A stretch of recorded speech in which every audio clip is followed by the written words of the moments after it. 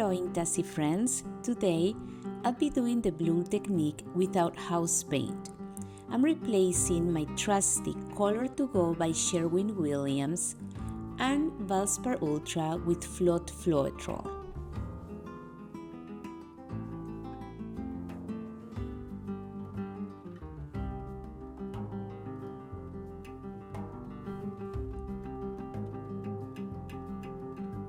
I already have my base mixed with Artist Love Titanium White.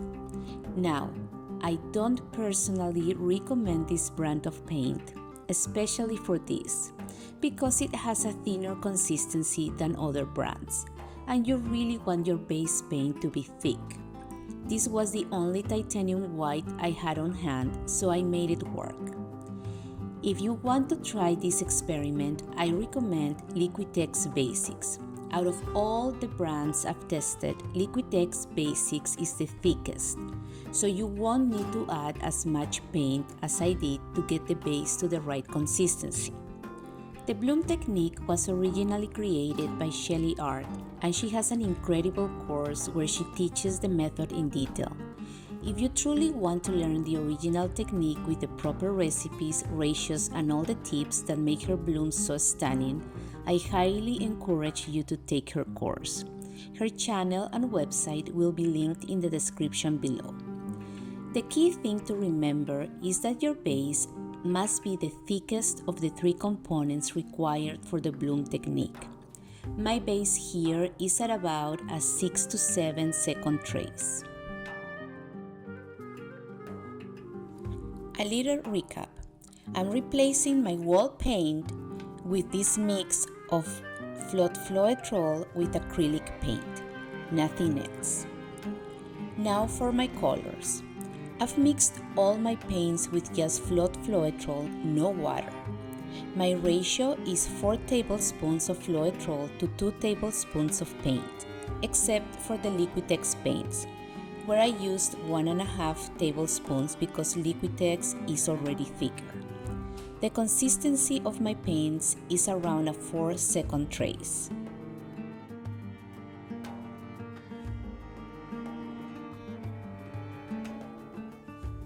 For my cell activator, I'm using 3 teaspoons of Australian Floetrol with 1 teaspoon of Amsterdam Brilliant Blue. The cell activator should have no trace and pour in a smooth, consistent stream with a slight spring at the end. I'm blooming on a 4-inch glossy tile. For this size, I only need about 1 tablespoon of the white base. Then I layer my colors and finally add the cell activator on top.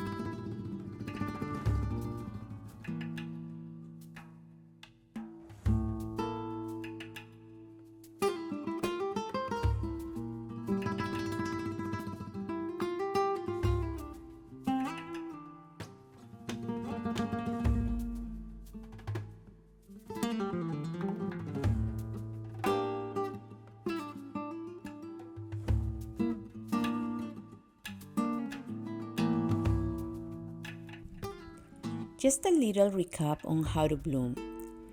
Your first blow should be the strongest, right in the center to open up the cell activator. After that, you want to gently blow the cell activator out to the sides. Blow like you are moving a feather, not like you are blowing out a candle. You want a soft, controlled stream of air gliding over your colors.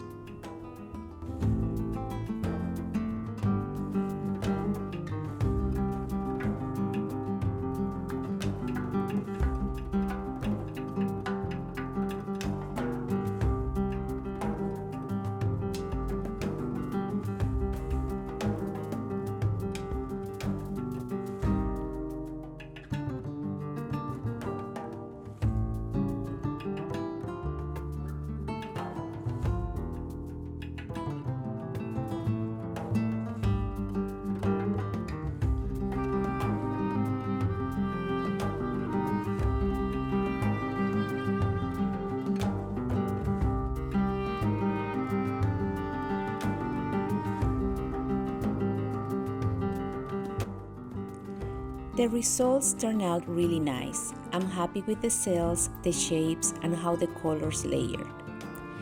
I was curious to see how the colors with the Flood Floetrol would react on my Color-to-Go base, so I tested it.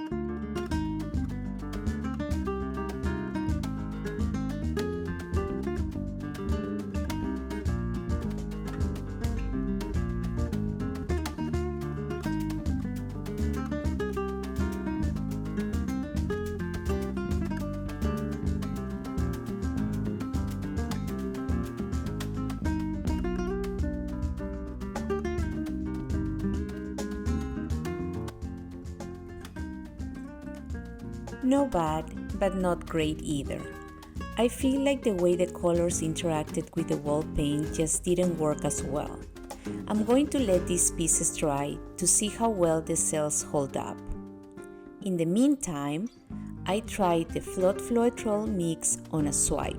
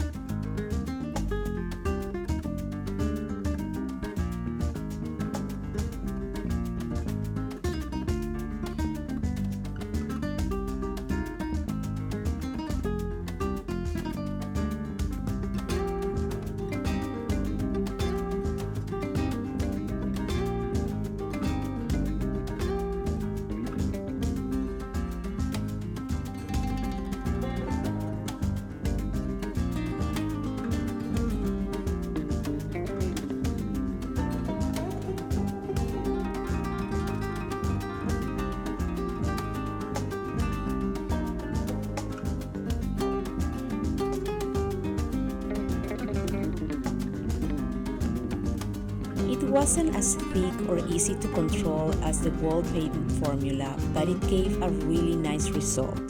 I was surprised by the shape of my cells. Normally, I don't get well-defined rounded cells when using Floetrol. I think the thicker base helped control the movement. I liked my swipe so much that I decided to swipe on a canvas and even overstretch the composition on purpose to see how this mix performs.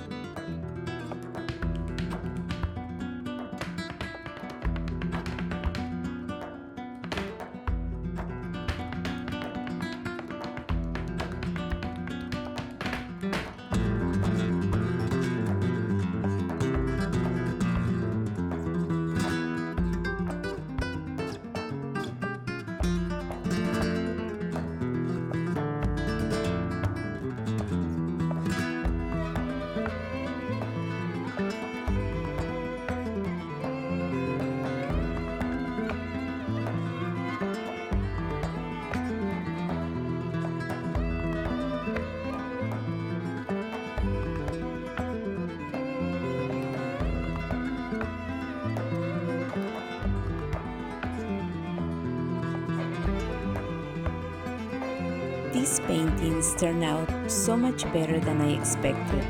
The cells stayed beautifully defined, and I really love how the colors layered, even without using house paint.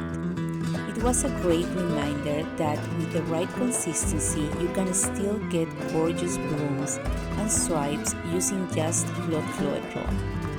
I hope you found this video helpful and that it gave you a good alternative if you can't or prefer not to use wall paint. Thank you so much for watching and for spending your time here with me. If you enjoyed this video, please give it a like, subscribe, and leave me a comment. I'd love to hear your thoughts on what you'd like to see next. Until next time, stay creative and keep experimenting.